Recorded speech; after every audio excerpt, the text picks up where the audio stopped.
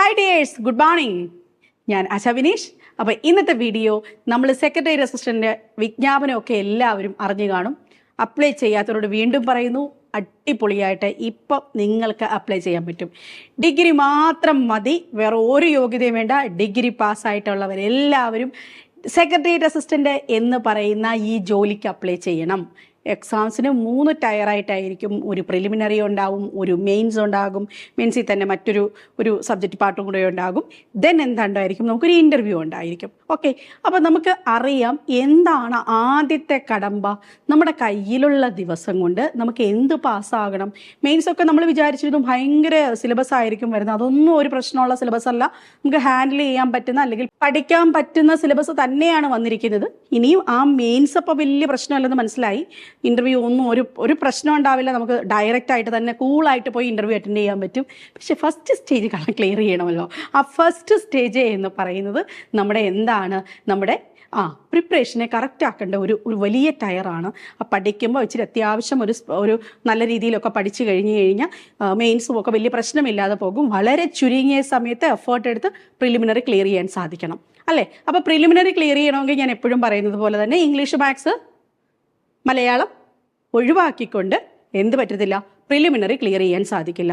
അപ്പോൾ എപ്പോഴും നമ്മൾ എന്തുണ്ടാവണം, ഇംഗ്ലീഷ്, മാത്സ് നമ്മുടെ ഒപ്പം തന്നെ ഇംഗ്ലീഷ്, മാത്സ്, മലയാളം ഉറപ്പായിട്ട് നമ്മൾ എല്ലാ ദിവസവും ഡെയിലി ചെയ്ത് നോക്കണം. എങ്കിൽ മാത്രമേ നമ്മൾ പ്രിലിമിനറി ക്ലിയർ ചെയ്യാൻ പോകുന്നുള്ളൂ. അപ്പോൾ ആ പ്രിലിമിനറിയിലെ ഇംഗ്ലീഷ്, മാത്സ്, മലയാളം എന്ന് പറയുന്ന പോർഷൻസ് ഞാൻ അവിടെ സെപ്പറേറ്റ് ആയിട്ട് തന്നെ തരാം. ഇന്ന് ഞാൻ നിങ്ങൾക്ക് പറയുന്ന ഒരു അടിപൊളി പ്ലാനാണ്. ഈ പ്ലാൻ എന്ന് വെച്ച് കഴിഞ്ഞാൽ നിങ്ങൾക്ക് എന്തിന് എഫക്റ്റീവായിരിക്കും. വളരെ കുറഞ്ഞ സമയത്തിനുള്ളിൽ എന്താണോ PSCയുടെ ഇപ്പോൾ ഒരുപാട് വർഷക്കാലമായിട്ട് PSC നോക്കാത്ത ആൾക്കാരൊക്കെ ഉണ്ടാവും. അല്ലെങ്കിൽ LD പോലുള്ള എക്സാംസ് മാത്രം നോക്കി, ഡിഗ്രി ലെവലിൽ അങ്ങനെ ഒരു കോൺഫിഡൻസ് ഇല്ല കൈകാര്യം ചെയ്യാൻ, അല്ലെങ്കിൽ LP UP മാത്രം നോക്കി അങ്ങനെയൊക്കെ വരുന്ന ഉദ്യോഗാർത്ഥികൾക്ക് ഇനിയും എന്താണ് പരീക്ഷയ്ക്ക് ചോദിക്കുന്നത് അല്ലെങ്കിൽ ആ കോർ ഏരിയ മനസ്സിലാക്കി തന്ന് മാക്സിമം നേരത്തെ പഠിച്ചു തുടങ്ങിയ ദിവസം തൊട്ട് തന്നെ അത്യാവശ്യം 3 മാർക്കൊക്കെ വെച്ച് കിട്ടി സേഫ് സോണിലേക്ക് ലാൻഡ് ചെയ്യാൻ സഹായിക്കുന്ന രീതിയിലുള്ള ഒരു അടിപൊളി ടൈം ടേബിളുമായിട്ടും ആണ് ഞാൻ നിങ്ങളിലേക്ക് എത്തിയിരിക്കുന്നത്. അപ്പോൾ തീർച്ചയായിട്ടും ഇത് നിങ്ങൾക്ക് എല്ലാവർക്കും ഉപകാരപ്രദമായിരിക്കും. അപ്പോൾ ഈ ടൈം ടേബിളിൻ്റെ പോർഷൻസ് ആണ്, അല്ലാതെ പോർഷൻസ് വലിയ രീതിയിൽ പഠിപ്പിക്കുന്ന ഒരു വീഡിയോ ഒന്നും അല്ല ഇത്. കാരണം അത് നമുക്കറിയാം, വലിയ സിലബസിനെ ഇപ്പോൾ ഒറ്റ വീഡിയോയിൽ എനിക്കിത് പഠിപ്പിക്കാൻ പറ്റില്ല. അപ്പോൾ നോക്കിക്കോളൂ, ഫസ്റ്റ് ഞാൻ ഡേ 1 മാത്സ്, ഇംഗ്ലീഷ്, മലയാളം ഇവിടെ കിടപ്പുണ്ട് കേട്ടോ. മാത്സ്, ഇംഗ്ലീഷ്, മലയാളം ഇതെന്തായാലും നമ്മുടെ മെയിൻ പാർട്ടുകൾ തന്നെയാണ്. ഓക്കെ, അപ്പം നമുക്കത് അവിടെ കിടക്കട്ടെ. അതിനോടൊപ്പം തന്നെ GK പാർട്ടിൽ എങ്ങനെ പഠിക്കണം. ചരിത്രം, ഹിസ്റ്ററി. എത്ര മാർക്കാണ് ഹിസ്റ്ററിക്കുള്ളത്? ഹിസ്റ്ററിക്ക് 10 മാർക്കാണുള്ളത്, അല്ലേ? 10 മാർക്ക്. ഈ 10 മാർക്ക് എന്ന് പറയുന്നത് എന്തൊക്കെ കൂടിച്ചേർന്നതാണ്? കേരളയുണ്ട്, ഇന്ത്യയുണ്ട്, വേൾഡ് ഉണ്ട്. ഓക്കെ, അറിയാവുന്ന കാര്യമേ ഉള്ളൂ ഇതൊക്കെ. അവിടെ എങ്ങനെയായിരിക്കും? കേരളത്തിൽ നിന്നൊരു 4 മാർക്ക് നമുക്ക് പ്രതീക്ഷിക്കാൻ സാധിക്കും. അടുത്ത ഒരു 3 നമ്മൾ ഇവിടെ പ്രതീക്ഷിക്കുന്ന ഒരു മാർക്ക്, അല്ലേ? ഇനി നോക്കിക്കേ, തിരുവിതാംകൂർ രാജാക്കന്മാർ, ആദ്യത്തെ പോർഷൻ ഞാൻ കൊടുത്തതാണ്. Chipko movement, UNO. ഇങ്ങനൊരു ഡേറ്റ കൊടുത്തതിൻ്റെ ഉറപ്പെന്താണെന്ന് വെച്ച് കഴിഞ്ഞാൽ, ചിപ്കോ മൂവ്മെൻറ്റ് എന്ന് പറയുന്ന എൻവയോൺമെൻറ്റുമായിട്ടൊക്കെ ബന്ധപ്പെട്ട ഒരു പോർഷനാണ്, അല്ലേ? UNO എവിടെയായിരുന്നു വരുന്നത്? നമ്മൾ UNO സെപ്പറേറ്റ് ആയിട്ട് തന്നെ സിലബസിൽ കിടപ്പുണ്ട്. എവിടെ കിടപ്പുണ്ട്? നമ്മളുടെ വേൾഡ് ഹിസ്റ്ററി എന്ന് പറയുന്ന ടോപ്പിക്കിലെ ഈ 3 മാർക്കിൻ്റെ ടോപ്പിക്കിലെ താഴെ കിടത്തിട്ടുണ്ട് UNO and other international organisation എന്ന് പറയുന്ന പോയിന്റ് പ്രത്യേകമായിട്ട് തന്നെ വന്നിട്ടുണ്ട്. അപ്പോൾ നമുക്ക് ഇവിടുന്ന് എന്ത് കിട്ടും? ഉറപ്പായിട്ടും ക്വസ്റ്റ്യൻസ് ഇവിടുന്ന് ചോദിച്ചു വരുന്നുണ്ട്, അല്ലേ? നോക്കിക്കേ, നമുക്ക് ഈ 3 ഷുവർ ഷോട്ട് ഏരിയാസ് പഠിച്ച് PSCയുടെ ഷുവർ ഷോട്ട് ഏരിയാസ് പഠിച്ച് മാർക്കിലേക്ക് മുന്നിലോട്ട് പോകാം എന്നാണ് നമ്മൾ ഫസ്റ്റ് ഡേ പറയുന്നത്. പക്ഷേ നിങ്ങൾ പഠിച്ചു തുടങ്ങുമ്പം ഏതെങ്കിലും ഒരു റാങ്ക് ഫയൽ എടുത്ത് വായിച്ച് തിരുവിതാംകൂർ കവർ ചെയ്യാം അല്ലെങ്കിൽ ചിപ്കോ അങ്ങനെ വായിക്കാം എന്ന് വിചാരിച്ചു കഴിഞ്ഞാൽ മാർക്ക് കിട്ടത്തില്ല. എന്തുകൊണ്ട് ഞാൻ അങ്ങനെ പറയുന്നത് വെച്ച് കഴിഞ്ഞാൽ, ഞാനിത് ക്വസ്റ്റ്യൻസ് ആണ്. PYQ കഴിഞ്ഞ ഡിഗ്രി ലെവലിൽ ചോദിച്ച PYQ നോക്കിക്കേ. തിരുവിതാംകൂറിലെ പതിവ് കണക്ക് ആരംഭിച്ചത് മാർത്താണ്ഡവർമ്മയാണ്. സ്വാതി തിരുനാൾ രാമവർമ്മ. ശുചീന്ദ്രം കൈമുക്ക് നിർത്തലാക്കി. അപ്പോൾ ആരെപ്പറ്റി ചോദിച്ചിട്ടുണ്ടായിരുന്നു? പല രാജാക്കന്മാരെ പറ്റി ചോദിക്കുന്നുണ്ട്. മാർത്താണ്ഡവർമ്മയുടെ പേരിവിടെ വന്നു. അടുത്തത് സ്വാതി തിരുനാളിൻ്റെ പേര് വന്നു. തിരുവിതാംകൂറിൽ സേതുലക്ഷ്മി ഭായ് തമ്പുരാട്ടിയുടെ ഭരണകാലത്താണ് ദേവദാസി സമ്പ്രദായം. അച്ചീവ്മെന്റ് അല്ലെങ്കിൽ അവർ ചെയ്ത കാര്യങ്ങളാണ് അവിടെ ചോദിക്കുന്നത്. അടുത്തത് സേതുലക്ഷ്മി ഭായ് തമ്പുരാട്ടിയുടെ ഭരണകാലത്ത് തിരുവിതാംകൂറിൽ അടിമത്തം നിർത്തലാക്കി. ക്ലിയർ ആയോ? അപ്പം നോക്കിക്കേ, ഓരോ രാജാക്കന്മാരുടെ കാര്യങ്ങൾ, ആ രാജാക്കന്മാരുടെ കോൺട്രിബ്യൂഷൻസ്. മുകളിൽ പറഞ്ഞതെല്ലാം കറക്റ്റ്. 1, 2 മാത്രം, 1, 2, 3 മാത്രം, 1, 2, 4 മാത്രം. അപ്പം എന്താ പഠിക്കേണ്ടത്? രാജാക്കന്മാരെ അല്പം ഡീറ്റെയിൽഡ് ആയിട്ട് തന്നെ പഠിക്കണം. ഇത് വലിയ രീതിയിൽ നമ്മളെ അഫക്റ്റ് ചെയ്യുന്ന ഒരു ക്വസ്റ്റ്യൻ ആയിരുന്നില്ല. ആൻസർ സി ആണ് ഇവിടെ വന്നിരിക്കുന്നത്. 1, 2, 3 ആൻസറാണ് കറക്റ്റായിട്ട് തന്നെ നമുക്ക് വന്നിരിക്കുന്നത്, അല്ലേ? അപ്പം നമുക്ക് ആ ചോദ്യം വലിയ രീതിയിൽ നമ്മളെ കുഴപ്പിക്കുന്ന ഒരു ചോദ്യമായിരുന്നില്ല. പക്ഷേ ഇത് ആദ്യത്തെ സമയത്ത്, രണ്ടാമത്തെ ക്വസ്റ്റ്യൻ എന്ന് പറയുന്നത് കൂടുതലായിട്ട് ഉദ്യോഗാർത്ഥി കണ്ട ഫസ്റ്റ് ഫേസിൽ കണ്ടപ്പോൾ പേടിച്ച ക്വസ്റ്റ്യനാണ്. മാർത്താണ്ഡ ഒരാളെ മാത്രമായി ബേസ് ചെയ്തിട്ട് കുറച്ചധികം കാര്യങ്ങൾ ചോദിച്ചു. ഓക്കെ, ഇവിടെ നോക്കിക്കേ, മാർത്താണ്ഡവർമ്മയുടെ കാലത്തെ ജനജീവിതത്തിൽ പിള്ളമാരും മാടമ്പിമാരും അവരെ സംസ്ഥാനത്തിന്റെ ഒരു വലിയ ശക്തിയായി സ്ഥാപിച്ചു. യോഗക്കാർക്ക് അവർ പിന്തുണയും നൽകി. രാമപുരത്ത് വാര്യർ, കുഞ്ചൻ നമ്പ്യാർ തുടങ്ങിയ കവികൾ കൊട്ടാരം അലങ്കരിക്കാനെത്തി. ദേവസംരംഭം, ദാനം, ഭണ്ഡാരവക എന്നീ പ്രധാന തലങ്ങളിൽ കീഴിലുള്ള ഭൂമിയുടെ വർഗീകരണം മല്ലൻ ശങ്കരനാണ് അവതരിപ്പിച്ചത്. അടുത്തത്, ഒരു കൂട്ടം ഗ്രാമങ്ങൾ ചേർന്ന മണ്ഡപത്തും വാതുക്കൽ രൂപീകരിച്ചു. ഇത് ഇന്ന് തഹസീൽദാർമാരുടെ കാര്യത്തിൽ സ്ഥാനമുള്ള കാര്യക്കാരുടെ സഭയായിരുന്നു. അപ്പൊ ഈ ചോദ്യങ്ങളെല്ലാം പ്രസ്താവനാ രീതിയിലേക്ക് വന്നപ്പം ഉദ്യോഗാർത്ഥി ആദ്യത്തെ സമയത്തൊന്നും ഞെട്ടിയിട്ടുണ്ടായിരുന്നു. പഠിക്കാൻ പോകേണ്ടത് എന്ത് എന്നാണ് ഞാൻ പറയുന്നത്. ക്വസ്റ്റ്യൻ്റെ പാറ്റേൺ മനസ്സിലായി. നിങ്ങൾ രാജാക്കന്മാരെ പ്രധാനമായും മനസ്സിലാക്കുക. അതിൽ മാർത്താണ്ഡവർമ്മ എന്ന് പറയുന്ന മഹാരാജാവിന് കുറച്ചധികം ചരിത്രത്തിന്റെ ഭാഗമായി വലിയ വലിയ സംഭാവനകൾ ചെയ്തതാണ്. അപ്പോൾ മാർത്താണ്ഡവർമ്മയുമായി ബന്ധപ്പെട്ട വസ്തുതകൾ കുറച്ച് ഡീറ്റെയിൽഡ് ആയിട്ട് തന്നെ പോകുക. ദെൻ എന്ത് ചെയ്യണം? അടുത്ത ആൾക്കാർ ആരൊക്കെയാണ്? അടുത്ത ആൾക്കാരെന്ന് പറയുന്നത് നമ്മുടെ രാജ്ഞിമാർക്ക് വളരെയധികം പ്രാധാന്യമുണ്ട്. ആര്? ഗൗരി സേതുലക്ഷ്മി ഭായ്, റാണി ലക്ഷ്മി ഭായ്, ഇവരൊക്കെ എന്താണ്, ലേഡീസ് ആയിട്ടുള്ള വനിതാ ഭരണാധികാരികൾക്ക് പ്രാധാന്യം കൊടുത്ത് വായിക്കുക. ഇനിയും എന്താണ് അവിടെ ഉപയോഗിക്കാൻ പറ്റിയ സ്റ്റഡി മെറ്റീരിയൽ എന്ന് ഞാൻ പറയാം. SCERT ആണ് പ്രാധാന്യം അർഹിക്കുന്നത്. അപ്പം SCERTയുടെ ചാപ്റ്റേഴ്സ് നിങ്ങൾ 1 തൊട്ട് 10 വരെയുള്ള പാഠഭാഗമൊക്കെ കേട്ട് കാണും. ഞാൻ ഇന്ന് പറഞ്ഞു തരുന്നത് 12ാം ക്ലാസ്സിലെ ചാപ്റ്ററാണ്. 14ാമത്തെ ചാപ്റ്റർ ആധുനിക പൂർവ്വ കേരളം, സമ്പദ് വ്യവസ്ഥ, സമൂഹം, ഭരണ സംവിധാനം എന്ന് പറയുന്ന ചാപ്റ്റർ ഉണ്ട്. ആ ചാപ്റ്റർ കൃത്യമായി തന്നെ ഒന്ന് വായിക്കുക. ചാപ്റ്റർ 15 കേരളം ആധുനികതയിലേക്ക്, ഈ ചാപ്റ്ററും കൃത്യമായി തന്നെ നിങ്ങളൊന്ന് വായിക്കുക. അപ്പോൾ 2 ചാപ്റ്ററാണ് ഞാൻ തന്നിരിക്കുന്നത്. ആധുനിക പൂർവ്വ കേരളം, സമ്പദ് വ്യവസ്ഥ, സമൂഹം, ഭരണ സംവിധാനം എന്ന് പറയുന്ന ഈ ചാപ്റ്ററിന് വളരെയധികം പ്രാധാന്യമുണ്ട്. ഏതാണ്? ആധുനിക പൂർവ്വ കേരളം, ആധുനിക പൂർവ്വ കേരളം, പൂർവ്വ കേരളം എന്താണ്? ഈ ചാപ്റ്റർ എവിടെയാ ഉള്ളത്? ഇങ്ങനെ തുടങ്ങുന്ന ഒരു ചാപ്റ്റർ എവിടെയാ ഉള്ളത്? 12ാം ക്ലാസ്സിലുണ്ട്, ഒന്ന് വായിക്കുക. പിന്നെ ശ്രീധരൻ സാറിൻ്റെ പുസ്തകം, നിങ്ങൾ പുസ്തകം കയ്യിലുണ്ടെങ്കിലാണ് നല്ലത്. ആ പുസ്തകത്തിൻ്റെ പ്രധാനപ്പെട്ട ഭാഗങ്ങൾ, ഈ പറയുന്ന ചരിത്ര രാജാക്കന്മാരുടെ സംഭാവനകളൊക്കെ ഒന്ന് ഹൈലൈറ്റ് ചെയ്ത് തന്നെ പഠിക്കുന്നത് വളരെ കുറഞ്ഞ സമയം. ഇവിടെ ഇങ്ങനെ പഠിക്കാൻ പറയുമ്പോഴും ഇത് മാത്രം വായിച്ചിരിക്കണമെങ്കിൽ നിങ്ങൾ എന്ത് ചെയ്യണം? ഈ സ്റ്റഡി മെറ്റീരിയൽ പിടിക്കണമെങ്കിലും കണ്ടുപിടിക്കണമെങ്കിലും ഒക്കെ നിങ്ങൾക്ക് കുറേ സമയം എടുക്കും. അവിടെയൊക്കെയാണ് നിങ്ങൾ ഞങ്ങളെപ്പോലുള്ളവരുടെയൊക്കെ ഓൺലൈൻ ക്ലാസ്സുകൾ എടുക്കുന്നതിൻ്റെ ഗുണമുള്ളത് കേട്ടോ. കാരണം നമ്മൾ ക്ലാസ് തരുമ്പം ഈ പറയുന്ന കാര്യങ്ങളൊക്കെ ഇങ്ങനെ കൺസോൾഡേറ്റ് ചെയ്ത് തരും കേട്ടോ. അതും കൂടെ പറഞ്ഞേക്കാം. അപ്പം ഈ പറയുന്ന കാര്യങ്ങളൊക്കെ നിങ്ങളുടെ പഠനത്തിൽ ഉൾപ്പെടുത്താൻ മറക്കരുത്. ഇനി 2ാമത്തെ ചോദ്യം, 2ാമത്തെ പോർഷൻ എന്തുകൊണ്ടാണ്? 2ാമത്തെ പോർഷൻ്റെ പ്രത്യേകത നോക്കിക്കേ. ചിപ്കോ മൂവ്മെന്റ്. ഇതൊരു ഈ ചിപ്കോ മൂവ്മെന്റ് എന്ന് പറയുന്നത് എപ്പോഴും PSC പണ്ട് തൊട്ടേ ചോദിച്ചിട്ടുണ്ടായിരുന്നു. പക്ഷേ ഈ ക്വസ്റ്റ്യൻ കണ്ടോ, ചിപ്കോ മൂവ്മെന്റ് എന്താണ്? നമ്മൾ പഠിച്ചു വയ്ക്കുമ്പോൾ ഞാൻ പഠിച്ചിട്ടുണ്ടോ എന്ന് ചോദിച്ചാൽ പഠിച്ചിട്ടുണ്ട്. പക്ഷേ ക്വസ്റ്റ്യൻ ആൻസർ ചെയ്യാൻ പറ്റുന്നുണ്ടോ? ഇല്ല. അതാവരുത്. ഞാൻ കുറച്ചധികം ക്വസ്റ്റ്യൻസ് ഈ ടൈപ്പിൽ കണ്ടെങ്കിൽ മാത്രമേ നിങ്ങൾക്ക് എന്ത് ചെയ്യാൻ പറ്റത്തുള്ളൂ. ചിപ്കോ മാത്രമല്ല കേട്ടോ ഞാൻ പറയുന്നത്, അവിടെ അപ്പിക്കോ ഉണ്ട്, സുന്ദർലാൽ ബഹുഗുണയെ പറ്റി പഠിക്കണം, വന്ദന ശിവയെ പറ്റി പഠിക്കണം, കുറച്ചുകൂടി ഡീറ്റെയിൽഡ് ആയിട്ട്. പണ്ട് പഠിച്ച് ഒറ്റ പോയിന്റ്സ് പഠിച്ച് പറയരുത്. ഇവിടെ കണ്ടോ, ഒരു കാർഷിക മൂവ്മെന്റ് ആണ് ചിപ്കോ. മൂവ്മെന്റ് സർവോദയ മൂവ്മെന്റിൽ നിന്ന് പ്രചോദനം ഉൾക്കൊണ്ടു. ചിപ്കോ മൂവ്മെന്റ് പ്രധാനപ്പെട്ട നേതാവായിരുന്നു ഗൗരദേവി എന്ന് പറയുന്ന പോയിന്റ്സ് ഒക്കെ ഉണ്ട്. അപ്പോൾ പ്രധാനപ്പെട്ട നേതാക്കൾ അത്യാവശ്യം കൃത്യമായി തന്നെ പഠിക്കുക.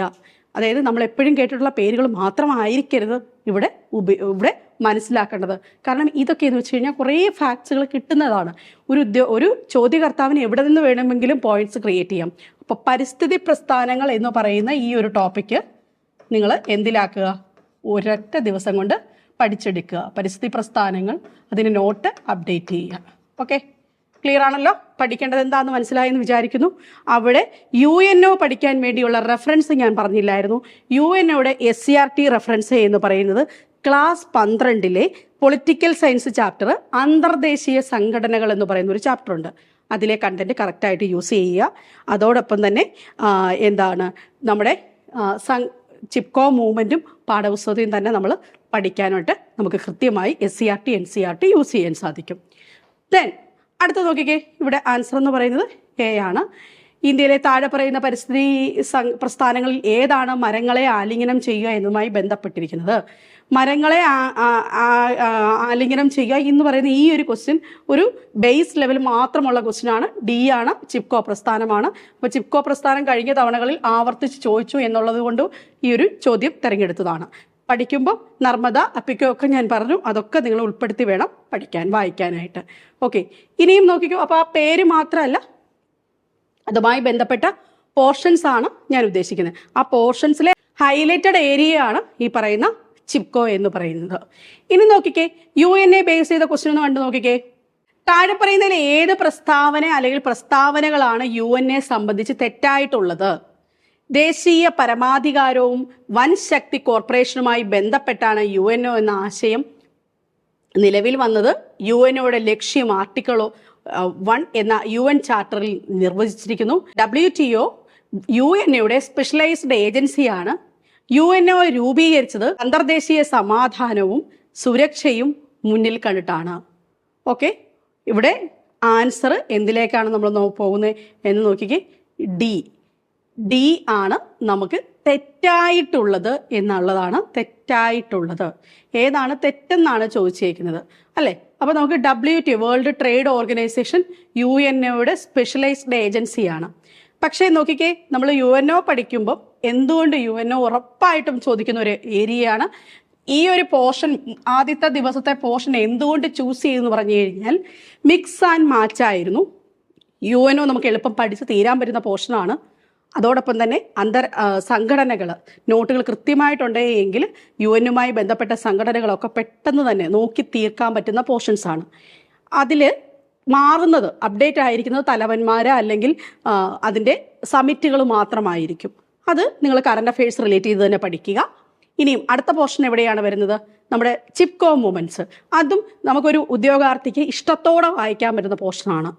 ഓക്കെ, അത് വലിയ രീതിയിലുള്ള മാറ്റങ്ങളൊന്നും ചില പ്രസ്ഥാന ആൾക്കാർ അതിൻ്റെ നേതാക്കന്മാരൊക്കെ മാറുമെങ്കിലും ബേസ് തലത്തിലുള്ള സ്റ്റാറ്റിക് GK അവിടെ അതുപോലെ തന്നെ ഉണ്ടാകും. അവിടെ ഒരുപാട് എഫേർട്ട് എടുക്കാതെ തന്നെ നിങ്ങൾക്ക് നോട്ട്സും ഒക്കെ കിട്ടുന്ന ഒരു ഏരിയയാണ്. ഫസ്റ്റ് പോർഷനാണ് നിങ്ങൾ തിരുവിതാംകൂർ രാജാക്കന്മാരാണ് ആ ഡേ സ്പെൻഡ് ചെയ്യുമ്പോൾ ഏറ്റവും കൂടുതൽ സമയമെടുക്കുന്ന പോർഷൻ. അതിനെ മിക്സ് ആൻഡ് മാച്ച് ചെയ്ത് തന്നെ നിങ്ങൾ കൊണ്ടുപോവുക.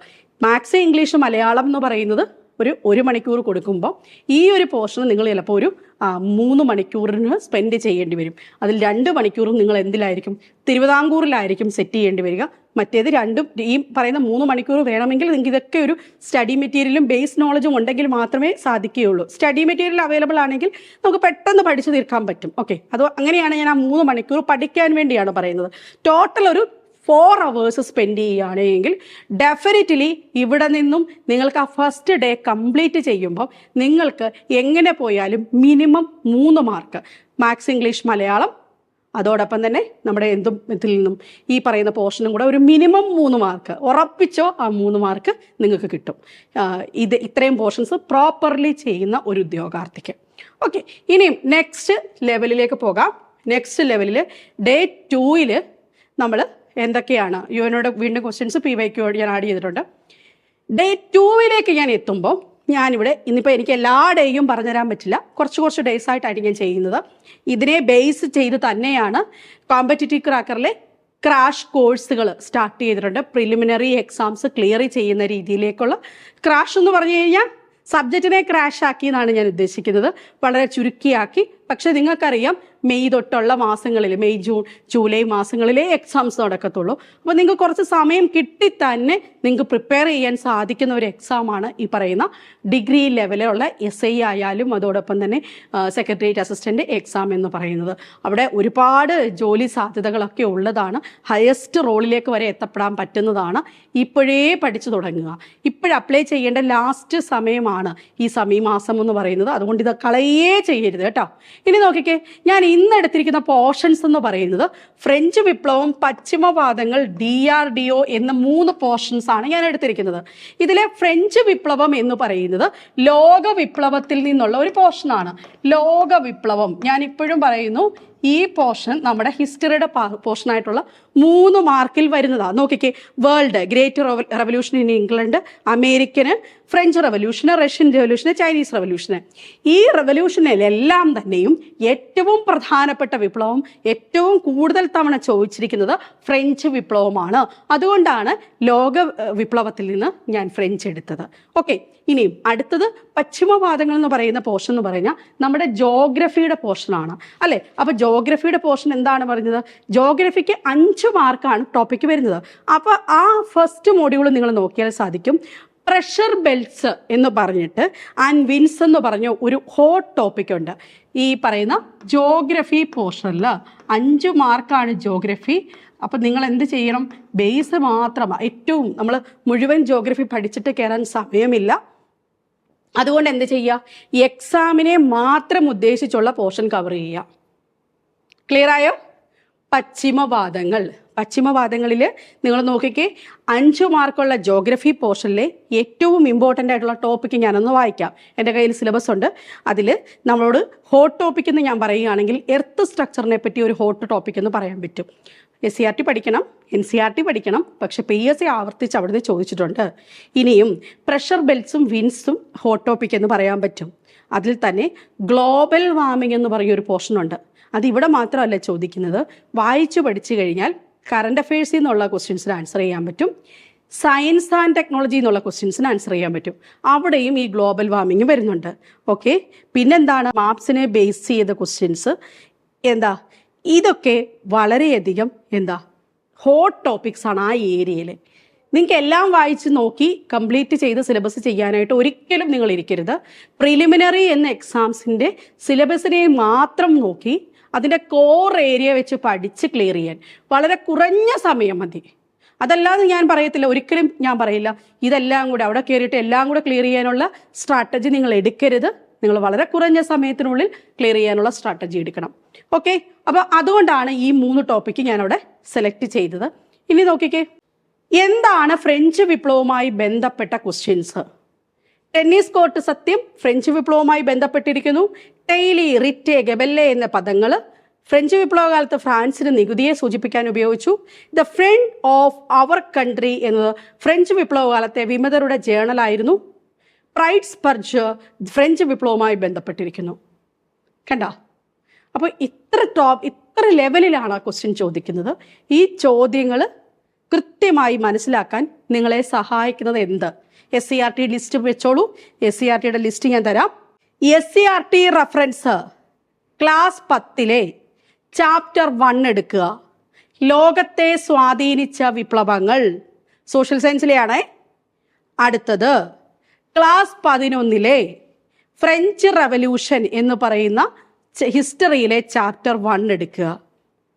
അടുത്തത് ആഗോളവാദങ്ങൾ പഠിക്കണമെങ്കിൽ ക്ലാസ് 10 സോഷ്യൽ സയൻസിലെ ചാപ്റ്റർ 2 കാറ്റിൻ്റെ ഉറവിടം തേടി.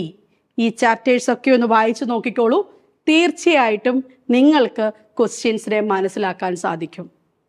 ഇനിയും കേരള ചരിത്രം പറഞ്ഞപ്പോൾ മറ്റൊരു പോയിന്റ്, ഇമ്പോർട്ടൻ്റ് ആയിട്ടുള്ള പോയിന്റ് ഞാൻ വിട്ടുപോയി. ഇവിടെ നിങ്ങളെ സുഹൃത്തുക്കളെ PSC ബുള്ളറ്റിൻ്റെ സ്പെഷ്യൽ എഡിഷൻസ് ഉണ്ട്. അത് വായിക്കാതെ പോകരുത്. അത് ഉറപ്പായിട്ടും ഷുവർ ഷോട്ടായിട്ടും ചോദിക്കുന്ന സാധ്യതയാണ്. ഇതോടൊപ്പം തന്നെ നിങ്ങൾ ഇവിടെയും PSC ബുള്ളറ്റിന് ഒരു പ്രാധാന്യം കൊടുക്കണം. കാരണം ഇന്ത്യ ചരിത്രം മാത്രം പഠിപ്പിക്കുന്നതും കേരള ചരിത്രം മാത്രവും പഠിപ്പിക്കുന്നതുമായ പുസ്തകങ്ങൾ PSC ബുള്ളറ്റിനുണ്ട്.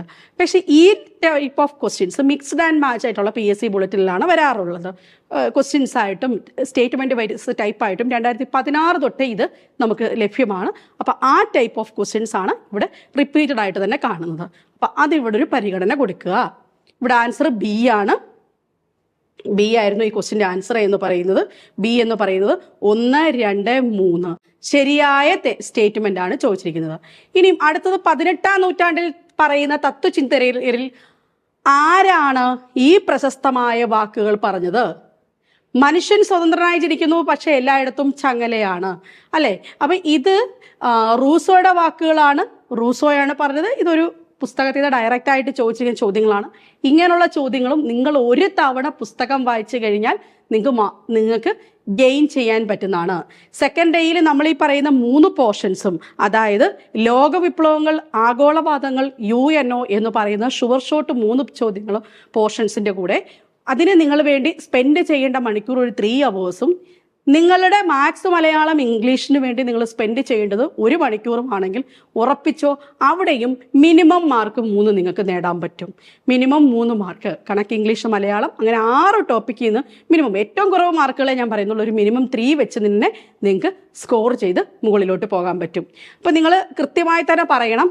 ഈ സീരീസ് ഞാൻ നമ്മുടെ PSC എന്ന് പറയുന്ന ഒരു ഇൻസ്റ്റാ പേജ് ഉണ്ട്. താഴെ ഞാൻ പിൻ ചെയ്യാം. ആ പിൻ ചെയ്യുന്ന ഇതിൽ കൃത്യമായി തന്നെ ഇൻസ്റ്റയിൽ ഫോളോ ചെയ്താൽ ഞാൻ ഡെയിലി അപ്ഡേറ്റ് സ്റ്റോറീസും ഷോർട്സുകളും ഒക്കെ ഇവിടെ വീഡിയോസായിട്ട് ഇതിനെ ബേസ് ചെയ്തെടുക്കുന്നതാണ്. ഇനി അങ്ങനല്ല, നിങ്ങൾക്ക് ഈ കോഴ്സിന് ജോയിൻ ചെയ്ത് കഴിഞ്ഞാൽ ഞങ്ങളുടെ ക്ലാസ്സുകളിൽ ഞങ്ങൾ ഇതിൻ്റെ കൃത്യമായ സ്റ്റഡി മെറ്റീരിയൽസും PYQസും മോഡൽ എക്സാംസും ഒക്കെ ഇങ്ങനെ തന്നെ തന്നായിരിക്കും പഠിപ്പിക്കുന്നത്. അപ്പോൾ തീർച്ചയായിട്ടും നിങ്ങൾക്ക് അതിനാണ് താല്പര്യമെങ്കിൽ ഞാനിവിടെ ഒരു ഫോം പിൻ ചെയ്തിരിക്കാം. ആ ഫോം നിങ്ങൾ കൃത്യമായി യൂസ് ചെയ്യുക. അവിടെ നിങ്ങൾക്ക് എൻക്വയറീസ് എടുക്കാവുന്നതാണ്. ഇനി നോക്കിക്കേ, അടുത്ത ക്വസ്റ്റ്യൻ നോക്കിക്കേ. പ്രസ്താവന A, പ്രസ്താവന B, ഈ ടൈപ്പ് ക്വസ്റ്റ്യൻസ് ഇവിടെ വന്നിട്ടുണ്ട്. ദക്ഷിണാർദ്ധഗോളത്തിലെ പശ്ചിമവാദങ്ങൾ കൂടുതൽ ശക്തിയുള്ളതും ആക്രമണോത്സുകവുമാണ്. ദക്ഷിണാർദ്ധഗോളത്തിലെ പശ്ചിമവാദങ്ങൾ ഉരയാത്ത സമുദ്രതല പദത്തിലൂടെ ചരിക്കുന്നു. താഴെ കൊടുത്തിരിക്കുന്നതിൽ ശരിയായവ കണ്ടെത്തുക. കണ്ടോ, A, B എന്നുള്ളൊരു സ്റ്റേറ്റ്മെന്റ് ഈ രീതിയിലും കൊടുത്തിട്ട് നമ്മളോട് ചോദിച്ചിട്ടുണ്ടായിരുന്നു. ഇവിടെ ഏതാണ് ആൻസർ എന്ന് പറഞ്ഞാൽ D ആണ്. 2 പ്രസ്താവനകളും ശരി. പ്രസ്താവന B പ്രസ്താവന എയെ വിശദീകരിക്കുന്നു എന്നുള്ളതാണ്. ഈ ടൈപ്പ് ക്വസ്റ്റ്യൻസ് നേരത്തെ PSC ചോദിക്കത്തില്ലായിരുന്നു. അപ്പോൾ പഠിച്ചു വരുമ്പം ഡെപ്തിലേക്ക് പഠിക്കണം. അതായത് വെറുതെ ഒരു സ്റ്റഡി അല്ല പശ്ചിമവാദങ്ങൾ പഠിക്കുമ്പം വേണ്ടത് എന്നത് കാണിക്കാൻ വേണ്ടിയാണ് ഞാൻ ഈ ചോദ്യം നിങ്ങളുടെ മുന്നിലേക്ക് കൊണ്ടുവന്നത്. ഇനി നോക്കിക്കേ, കാറ്റിൻ്റെ ദിശയെയും ഗതിയെയും ബാധിക്കുന്ന, ഇതെല്ലാം ഡിഗ്രി ലെവൽ പ്രിലിംസ് ആണ് കേട്ടോ. കാറ്റിൻ്റെ ദിശയെയും ഗതിയെയും ബാധിക്കുന്ന ഘടകങ്ങൾ ഏതൊക്കെയാണ്? മർദ്ദവ്യത്യാസങ്ങൾ, കോറിയോലിസിസ് ഇഫക്റ്റ്, ഘർഷണം. താഴെ കൊടുത്തിരിക്കുന്ന കോഡ് ഉപയോഗിച്ച് ശരിയായ ഉത്തരം 2, 3, 1, 3, 1, 2, 1, 2, 3. ഇതിൻ്റെ ആൻസർ എന്ന് പറയുന്നത് 1, 2, 3 ആണ്. 1, 2, 3 ആണ് ഇതിൻ്റെ ഘടകങ്ങൾ എന്ന് പറയുന്നത്. ഇത് SCERT ഡയറക്റ്റ് ഫാക്ട്സ് തന്നെയാണ് ചോദിച്ചിരിക്കുന്നത്. അപ്പം SCERTയിലെ ബോക്സുകളിൽ കൊടുത്തിരിക്കുന്നതും അതോടൊപ്പം തന്നെ ഡീറ്റെയിൽഡ് ആയിട്ടുള്ള കാര്യങ്ങൾ നിങ്ങളൊന്ന് വായിച്ചു കഴിഞ്ഞു കഴിഞ്ഞാൽ നിങ്ങൾക്ക് ഇവിടെ മാർക്ക് സ്കോർ ചെയ്യാൻ സാധിക്കുന്നതാണ്. ഇനിയും അടുത്തത് DRDO ആണ് നമ്മുടെ ഇന്നത്തെ പോർഷനിലുള്ളത്. ഇന്നത്തെ പോർഷനിലെ DRDO പഠിക്കുമ്പോൾ പ്രധാനമായും ശ്രദ്ധിക്കുക, അപ്ഡേറ്റഡ് പോർഷൻസ് ആക്കുക. മനസ്സിലായോ? ഇവിടെ ഇന്ത്യൻ ആർമിക്ക് വേണ്ടി നിർമ്മിച്ചെടുത്ത ഒരേ സമയം 1ലധികം റോക്കറ്റുകൾ ഉതകുന്ന ലോഞ്ചൽ ഏതെന്നൊരു ചോദ്യമായിരുന്നു ചോദിച്ചത്. അതിൻ്റെ ആൻസർ തൃശൂല്, കോംബ്രോ, അർജുൻ, പിനാക്ക ഇവയാണ് ചോദിച്ചിരുന്നത്. ഇതിൻ്റെ ആൻസർ എന്ന് പറയുന്നത് പിനാക്കയാണ് ആൻസർ ആയിട്ട് വരുന്നത്. അപ്പം നോക്കിക്കേ, ലോഞ്ചർ ആണ് ഇവിടെ ചോദിച്ചിരിക്കുന്നത്. അപ്പം നമ്മൾ അപ്ഡേറ്റ് ആയിട്ട് കറണ്ട് അഫയേഴ്സ് വായിച്ചെങ്കിൽ മാത്രമേ ഇതേപോലുള്ള ചോദ്യങ്ങൾ ചെയ്യാൻ പറ്റുകയുള്ളൂ. പക്ഷെ ചില സമയത്ത് DRDOയെ പറ്റി ബേസ് ലെവൽ ക്വസ്റ്റ്യൻസും ചോദിച്ചിട്ടുണ്ട്. സ്റ്റേറ്റ്മെന്റിൽ DRDO 59 രൂപീകരിച്ചു. ഇൻസാസിന്റെ ആയുധങ്ങൾ രൂപകൽപ്പന ചെയ്യപ്പെടുന്ന DRDO ആണ്. DRDOയുടെ ബഹിരാകാശ വകുപ്പിന്റെ കീഴിലാണ്. DRDOയുടെ ആസ്ഥാനം ബാംഗ്ലൂരിലാണ്. 1, 4, 2 മുകളിൽ പറഞ്ഞതെല്ലാം ശരി എന്നുള്ളതാണ് ചോദ്യം. 2 മാത്രം ആണ് ശരിയായിട്ട് വരുന്നത്. അപ്പം ബേസിക് സ്റ്റാറ്റിക് GKയും ഇവിടെ ചോദ്യങ്ങളിലായിട്ട് ചോദിച്ചിട്ടുണ്ടായിരുന്നു. അപ്പോൾ 2 ഡേയിൽ എത്തുമ്പോഴത്തേക്ക് നമ്മൾ 6 മാർക്ക് മിനിമം മാർക്ക് സ്കോർ ചെയ്യുന്ന രീതിയിൽ പഠിച്ചു പോകാൻ പറ്റും. ഇങ്ങനെ നമുക്കൊരു ഒരു കൃത്യമായ സ്റ്റഡി പ്ലാൻ ഉണ്ട് എങ്കിൽ 70-75 ദിവസം നമ്മൾ കവർ ചെയ്യുമ്പം നമ്മുടെ മാർക്കുകൾ മോഡൽ എക്സാംസ് എഴുതി SCRT വായിച്ച് ടെൻഷൻ ഫ്രീ ആയിട്ട് നമുക്ക് എന്തുറപ്പിക്കാൻ പറ്റും? നമുക്ക് ഉറപ്പിക്കാൻ പറ്റും ഞാൻ പ്രിലിമിനറി കട്ട് ഓഫ് ക്ലിയർ ചെയ്തിരിക്കും എന്നുള്ളൊരു കോൺഫിഡൻസിൽ എത്താൻ പറ്റും. പഠിച്ചു പോയാൽ മാത്രം പോരാ. എന്തുകൊണ്ടാണ് ഞാൻ 70-75 ദിവസം പറയുന്നതെന്ന് വെച്ച് കഴിഞ്ഞാൽ പോർഷൻസ് പഠിക്കുന്നു, പരീക്ഷ എഴുതണം, റിവൈസ് ചെയ്യണം. ഇത് പ്രോസസ്സാണ്. ഇതില്ലെങ്കിൽ ഇത് വായിച്ചു കഴിഞ്ഞാൽ മറന്നു പോകും. ഇത് ഫസ്റ്റ് ഡേയിൽ ഇത് കവർ ചെയ്യാൻ പറ്റിയെങ്കിൽ 2 ഡേ അവിടെ ഉപയോഗിക്കണം. അങ്ങനെ എഫക്റ്റീവായിട്ട് ഒരു ഉദ്യോഗാർത്ഥി യൂസ് ചെയ്ത് കഴിഞ്ഞാൽ ഈ പോർഷൻസ് പഠിക്കാവുന്നതേ ഉള്ളൂ. അപ്പോൾ തീർച്ചയായിട്ടും സെക്രട്ടേറിയറ്റ് അസിസ്റ്റൻ്റ് പഠിക്കാൻ ആഗ്രഹിക്കുന്ന ഓരോരുത്തർക്കും നിങ്ങൾക്ക് തീർച്ചയായിട്ടും CC ചൂസ് ചെയ്യാൻ പറ്റും. ഈ പറയുന്ന സ്റ്റഡി പ്ലാനുമായിട്ടും ഒക്കെ ഞങ്ങളുണ്ടാകും. ഇതോടൊപ്പം തന്നെ നിങ്ങളുടെ കമൻസുകൾ രേഖപ്പെടുത്തുക. ഈ പ്ലാൻസിൻ്റെ ബാക്കിയുള്ള വീഡിയോസ് ചെയ്യണോ? എന്താണ് നിങ്ങളുടെ അഭിപ്രായം? ഈ പ്ലാൻസ് ഇതേപോലെ തന്നെ Day 3, Day 4, Day 5 ഇങ്ങനെ ഓരോ ഡേയിലും നമ്മൾ എന്ത് പഠിക്കണം, നമ്മളോടൊപ്പം തന്നെ പഠിക്കാൻ ആഗ്രഹമുള്ളവർക്ക്, അതോടൊപ്പം തന്നെ കറണ്ട് അഫയേഴ്സ് ഡീറ്റെയിൽഡ് ആയിട്ട് കിട്ടാൻ ആഗ്രഹമുള്ളവർക്ക് തീർച്ചയായിട്ടും ഞാൻ എൻ്റെ പേഴ്സണൽ ഗ്രൂപ്പ് ഇവിടെ പിൻ ചെയ്തിരിക്കാം. കറണ്ട് അഫയേഴ്സ് ഡെയിലി നിങ്ങൾക്ക് കിട്ടുന്നതാണ്. തീർച്ചയായിട്ടും നിങ്ങൾ ഓരോരുത്തരും അതിൻ്റെ മെമ്പേഴ്സ് ആകുക. നിങ്ങളെ സെക്രട്ടേറിയറ്റ് അസിസ്റ്റന്റ് ചോദിക്കുന്ന എല്ലാ ചോദ്യങ്ങളും കറണ്ട് അഫയേഴ്സ് നമ്മൾ അവിടെ പറഞ്ഞു തരും, ഏരിയാസ് പഠിപ്പിച്ചു തരും. ഓക്കെ, അപ്പോൾ ഇനിയും വീഡിയോസുമായിട്ട് കാണാം. ചാനൽ സബ്സ്ക്രൈബ് ചെയ്തിട്ടില്ലാത്തവരൊന്ന് സബ്സ്ക്രൈബ് ചെയ്യുക. പുതിയ വീഡിയോസുമായിട്ട് വേഗം തന്നെ ഉണ്ടാകും. Thank you so much.